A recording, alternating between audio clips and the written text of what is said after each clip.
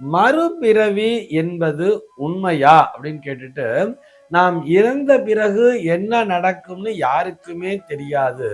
அப்படி இருக்க மறுபிறவி அப்படிங்கிற அந்த கருத்தினிலே உண்மை என்பது எவ்வாறு இருக்க முடியும் அப்படிங்கிறது தான் அவருடைய கேள்வியாக அமைந்திருக்கிறது. நம்ம அப்படியே இத கொஞ்சம் ரிவர்ஸ்ல திங்க் பண்ணி பார்ப்போமே. பூர்வ ஜென்மம் அப்படிங்கிறத நம்புறோம் தானே. நம்பிக்கை இல்லைன்னா கூட நான் எந்த ஜென்மத்துல என்ன பாவம் பண்ணணும் தெரியல, இப்ப இவ்வளவு கஷ்டப்பட்டுக்கிட்டு இருக்கேன் அப்படிங்கிற வார்த்தையை சொல்றோம் தானே. போன ஜென்மத்துல ஏதோ தப்பு பண்ணியிருக்கேன் போல இருக்கு, அதனாலதான் இந்த ஜென்மால கஷ்டப்படுறோம்னு வரும் பொழுது, ஏற்கனவே போன ஜென்ம அப்படிங்கிற ஒரு விஷயத்தை நமக்கு எல்லா சாஸ்திரமே வலியுறுத்தி தான் சொல்லிட்டு இருக்கு.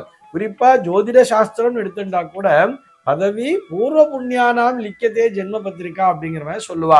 அதாவது இந்த ஜென்மாவிலே நாம் என்ன பலனை அனுபவிக்க போகிறோம் என்பதை அந்த பூர்வ புண்ணியம் தான் தீர்மானிக்கிறது.